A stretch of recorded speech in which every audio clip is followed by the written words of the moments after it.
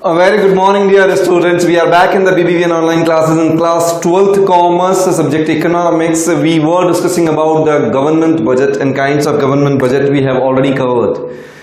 In this video, we are going to discuss about the balances. First of all, we will discuss about the budget deficit. What is the meaning of the deficit? जिसको अपन घाटा कहते हैं, घाटा होता क्या है, जिसे आप सामान्य भाषा में कहते हैं खर्चे ज्यादा आय कम। खर्चे ज्यादा आय कम, जब बजट एक्सपेंडिचर्स ज्यादा हो, बजट रिसीट्स कम हो, उसे ही क्या कहा जाएगा? बजट डेफिसिट कहा जाएगा। तो बजट एक्सपेंडिचर्स में क्या आएंगे? टोटल एक्सपेंडिचर्स में कैपिटल एक्सपेंडिचर्स भी होंगे, रेवेन्यू एक्सपेंडिचर्स भी होंगे, ठीक है, प्लांट एक्सपेंडिचर्स भी होंगे, नॉन प्लांट एक्सपेंडिचर्स भी होंगे, डेवलपमेंटल एक्सपेंडिचर्स भी होंगे, नॉन डेवलपमेंटल एक्सपेंडिचर्स भी होंगे। तो सब चीजें किसमें आ गई? बजट एक्सपेंडिचर्स में। और ये ज्यादा है, किससे ज्यादा है? टोटल रिसीट्स से, यानी कि बजट रिसीट्स से। बजट रिसीट्स में क्या क्या आ जाएगा? Plant receipts, non plant receipts, ठीक है। आपके पास में कैपिटल रिसीट्स, रेवेन्यू रिसीट्स, हर तरह की रिसीट से अगर आपके हर तरह की एक्सपेंडिचर ज्यादा है तो उसे कहा जाएगा बजट डेफिसिट। अब इसके मेजरमेंट क्या क्या हैं? पहला measurement revenue deficit, then fiscal deficit, primary deficit. इसके न्यूमेरिकल कैलकुलेशन फॉर्मूला बनाने के लिए जो अपन ने कहा कि भी छोटा जो न्यूमेरिकल आता है, उस न्यूमेरिकल की प्रैक्टिस अपन अपने पिछले वीडियो में कर चुके थे। रेवेन्यू डेफिसिट का मतलब है revenue expenditures is in excess over revenue receipts. Revenue expenses ज्यादा है रेवेन्यू रिसिप्ट से, तो उसे क्या कहा जाएगा? रेवेन्यू डेफिसिट कहा जाएगा। यानी कि ऑपरेटिंग एक्सपेंसेस ज्यादा है आपकी ऑपरेटिंग रेवेन्यू से, ऑपरेटिंग इनकम से। तो उस कंडीशन को रोकने के लिए या उस कंडीशन में सुधार लाने के लिए क्या किया जाए? तो या तो अननेसेसरी खर्चे रोक दिए जाए, यानी कि कट इन एक्सपेंडिचर्स, या फिर अगर खर्चे जरूरी हैं तो उधार लिया जाए, यानी कि बोरोइंग्स। और अगर उधार मिलके भी काम नहीं चलता तो भैया फिर तो असेट्स बेचनी पड़ेंगी। जो असेट्स बेचनी पड़ेंगी तो उसे क्या कहा जाएगा? डिसइन्वेस्टमेंट। डिसइन्वेस्टमेंट का मतलब क्या हो गया? सेल ऑफ ओनरशिप, ओनरशिप को बेचना। तो गवर्नमेंट अपनी ओनरशिप को बेच सकता है, पैसा उधार ले सकता है, ग्लोबल मार्केट से, डोमेस्टिक मार्केट, कहीं से भी। और कट इन एक्सपेंडिचर्स, अपने अननेसेसरी खर्चों को कम करके रेवेन्यू एक्सपेंडिचर्स को पे ऑफ या इसके इक्वल लाने की कोशिश की जाती है।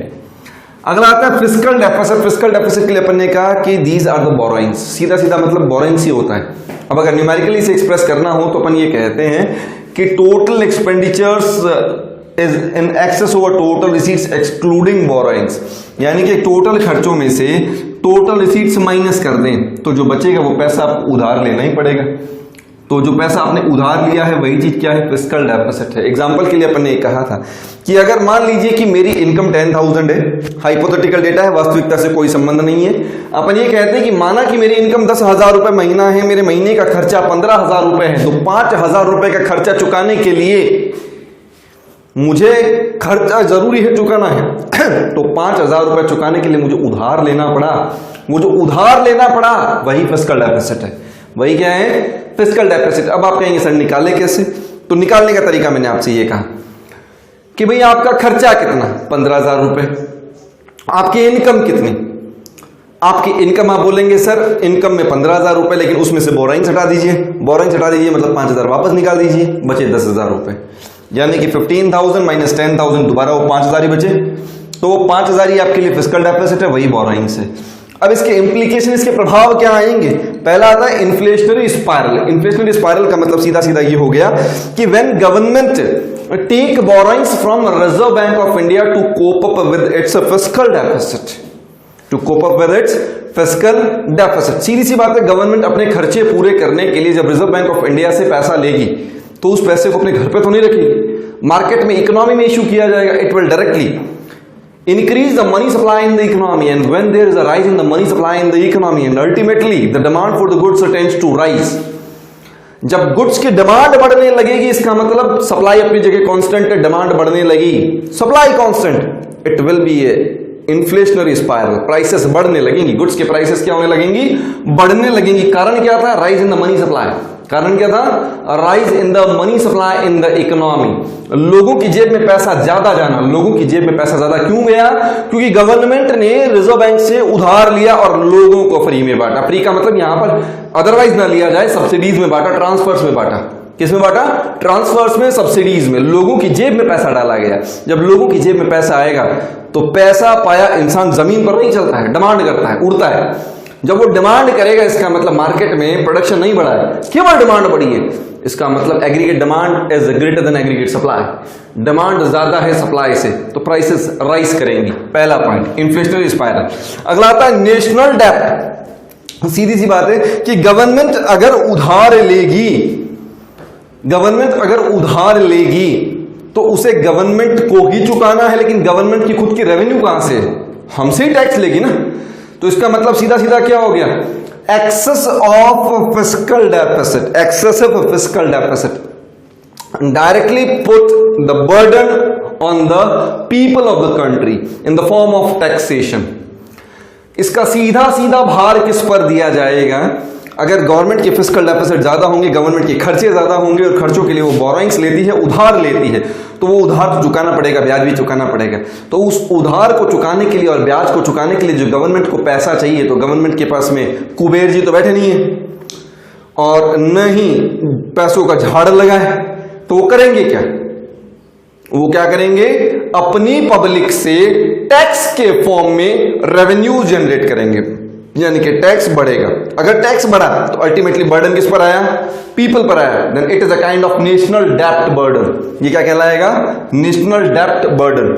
अगला आता है vicious circle of high fiscal deficit and low GDP. इसको दो टुकड़ों में पढ़ा जाए, high fiscal deficit and low GDP, and low GDP high fiscal deficit. दो टुकड़ों में पढ़ा जाए। पहला टुकड़ा इसका high fiscal deficit, low GDP growth. अगर बोरोइंग्स ज्यादा होंगी, अगर बोरोइंग्स ज्यादा होंगी, तो उस कंडीशन में जो इन्वेस्टर्स हैं उनका इकोनॉमी में फेथ कम होगा। यानी कि लास्ट पॉइंट आपका इरोजन ऑफ गवर्नमेंट क्रेडिबिलिटी। तो वो लोग क्या करेंगे? फेथ कम करेंगे। और आप ही बताइए, अगर किसी एक इंसान पर उधार ज्यादा हो तो आप उसे दोबारा उधार देंगे क्या? उसमें इन्वेस्टमेंट करेंगे? नहीं करेंगे ना। तो इसी तरीके से इकोनॉमी की कंडीशन, अगर इकोनॉमी में उधार ज्यादा है तो जो फॉरेन इन्वेस्टर्स थे, they will start withdraw their money. वो अपने पैसे के लिए कंसर्न करेंगे, वो प्रॉब्लम, वो मतलब अपनी जो टेंशन है उस टेंशन में आएंगे कि भैया हमें हमारा पैसा मिलेगा या नहीं मिलेगा, तो अपना पैसा विड्रॉ करने लगेंगे। अगर उन्होंने विड्रॉ करना शुरू किया तो पोटेंशियल आउटपुट का level low, unemployment high. Unemployment high इसका मतलब आउटपुट का लेवल लो, यानी कि लो जीडीपी ग्रोथ। किस कारण? बोरोइंग से ज्यादा होने से फॉरेन इन्वेस्टर्स यानी कि एफडीआई एफआईआई दोनों कम हो जाते हैं। एफडीआई और एफआईआई दोनों कम हो जाते हैं। एफडीआई का मतलब फॉरेन डायरेक्ट इन्वेस्टमेंट, एफआईआई का मतलब फॉरेन इंस्टीट्यूशनल इन्वेस्टमेंट्स। दोनों क्या होते हैं आगे बताऊंगा कभी, ठीक है। अभी एफडीआई एफआईआई दोनों कम हो जाते हैं, जिससे पोटेंशियल आउटपुट में कमी, एम्प्लॉयमेंट में कमी, आउटपुट में कमी, तो जीडीपी लो। पहला पॉइंट। अब दूसरा पॉइंट, लो जीडीपी की वजह से हाई फिस्कल डेफिसिट। अगर जीडीपी लो हो गया, अगर जीडीपी लो हुआ तो सीधी सी बात, फर्म्स की इनकम कम, हम लोग जो अनएम्प्लॉयड है हम लोगों की इनकम कम, हम लोगों की इनकम कम, तो सीधी सी कहानी क्या हो गई? हम लोग इनकम टैक्स कम पे करेंगे, फर्म्स कॉर्पोरेट टैक्स कम पे करेगी। मार्केट में खर्चे ज्यादा, मतलब खर्चे कम, मार्केट में खर्चे कम होते ही अनसोल्ड गुड्स बचेंगे। जब अनसोल्ड गुड्स बचेंगी, लोग खरीदेंगे नहीं, तो उस इकोनॉमी को सुधारने के लिए गवर्नमेंट को तो लोगों की जेब में पैसा डालना पड़ेगा। जब पैसा डालना पड़ेगा, then to cope up with this condition government has to make transfers to the people. और गवर्नमेंट को गवर्नमेंट एक्सपेंडिचर्स को रेस करना होगा। रेस करे कहां से? एक तरफ तो आय कम हो रही है, इनकम कम हो रही है, और एक्सपेंडिचर्स बढ़ाने, तो बढ़ाने हैं तो क्या करना पड़ेगा? उधार लेना ही पड़ेगा। यानी कि लो जीडीपी, दोबारा समझिएगा, जीडीपी अगर लो था, आउटपुट लो था, एम्प्लॉयमेंट लो था, एम्प्लॉयमेंट लो था, तो फर्म्स की इनकम कम, आपके हाउस होल्ड की इनकम कम, हाउस होल्ड इनकम टैक्स कम देगा, फर्म्स कॉर्पोरेट टैक्स कम देंगी। इकोनॉमी में डिफ्लेशन आएगा। इकोनॉमी में डिफ्लेशन आने का मतलब गवर्नमेंट इस कंडीशन को सुधारने के लिए मार्केट में मनी सप्लाई को रेस करेगा। सप्लाई को रेस करने के लिए गवर्नमेंट को पैसा चाहिए। पैसा या तो हमसे लेती, हमारे पास तो ऑलरेडी नहीं है, तो गवर्नमेंट को उधार लेना ही पड़ेगा, यानी कि हाई फिस्कल डेफिसिट। अगला है क्राउडिंग आउट। क्राउडिंग आउट का मतलब है ड्रॉट ऑफ फंड्स। क्या मतलब होता है? Drought of funds. इस कहानी को यूं समझिएगा, एक पब्लिक सेक्टर कंपनी है, एक प्राइवेट सेक्टर कंपनी है। ये पब्लिक सेक्टर है, ये प्राइवेट सेक्टर है, ठीक है। ये कॉन्टिन्यूसली लॉस इनकरिंग यूनिट है, ये प्रॉफिट मेकिंग यूनिट है। लेकिन जनरली इन दोनों को जो पैसा चाहिए, जो फाइनेंस चाहिए, वो पब्लिक देगी। कौन देगी?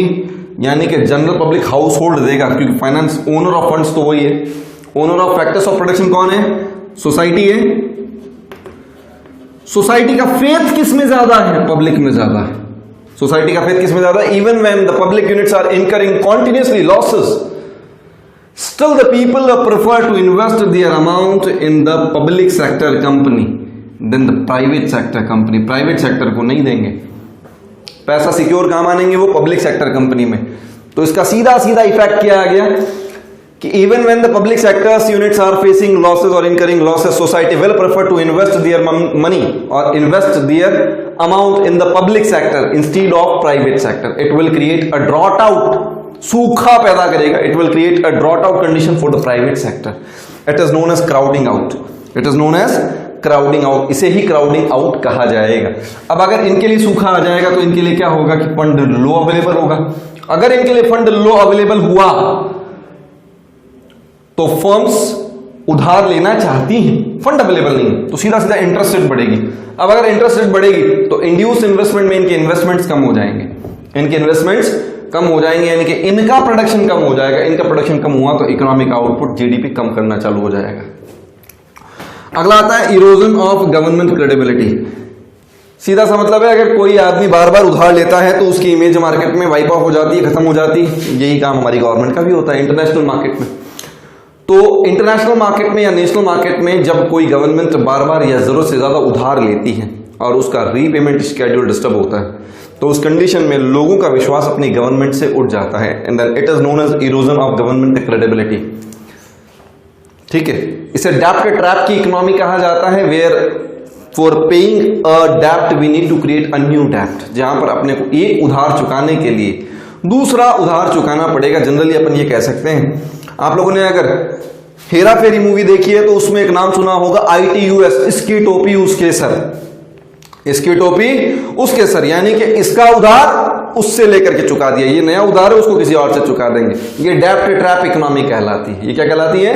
डेब्ट trap economy. These are the implications of fiscal deficit. These are the implications of fiscal deficit. And last one is primary deficit. Primary deficit का फॉर्मूला अपने काम का है। प्राइमरी डेफिसिट का सीधा सीधा मतलब ये है कि फिस्कल डेफिसिट में से अगर इंटरेस्ट पेमेंट को माइनस कर दिया जाए तो फिस्कल डेफिसिट आ जाएगा, प्राइमरी डेफिसिट आ जाएगा।